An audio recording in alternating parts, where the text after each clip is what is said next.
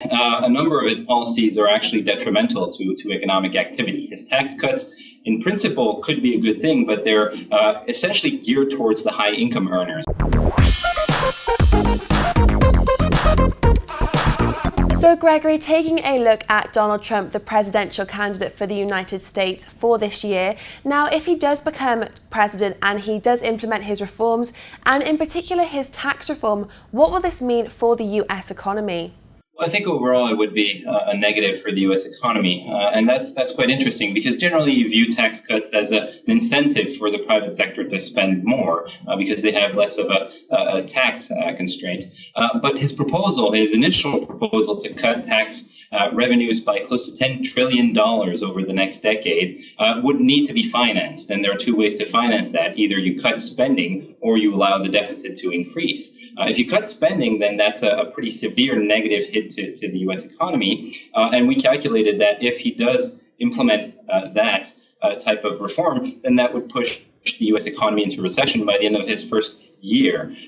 Even if he allows the deficit to increase and doesn't finance the tax cuts through reductions in spending, that would lead to much higher interest rates, which eventually would hurt business investment and consumer spending. So not quite a positive outlook on his tax cuts, given that they're so large.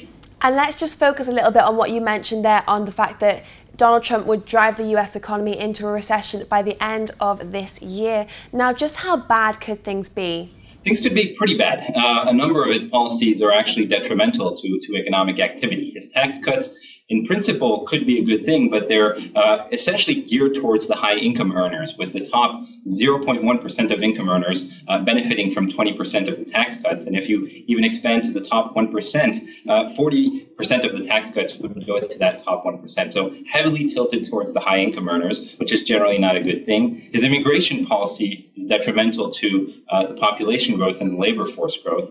And the proposals that he's put forth in terms of general economic activity are generally not conducive to a stronger economic environment. So we're not quite positive in terms of the outlook, especially if you add to that an environment of trade protectionism, where you add a tariff to our imports from Mexico and China, two of the largest trading partners for the U.S.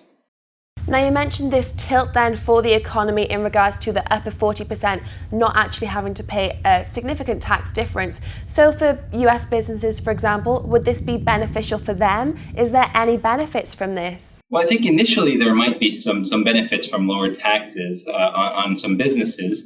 But that being said, there are questions about what happens to the deficit, what happens to government spending, what happens to interest rates. And if there is an environment in which the deficit does indeed increase, there could be an upward movement in interest rates, which in the end would be actually detrimental to businesses. So there might be a two-step approach. In the initial phase, businesses might be encouraged by lower taxes, but then realizing that they have to pay higher interest rates, they might then cut back. And that could be the same for consumers, where the high income earners don't necessarily depend on income to finance their spending. So lower taxes might not necessarily spur more spending. And if you don't do much to stimulate spending at the low end of the income spectrum, then you're not going to get much bang for your buck out of these tax cuts.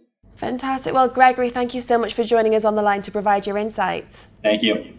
Well, that's all from myself and Gregory, but we want to hear how you found this interview, so do like and comment on dukascopy.tv.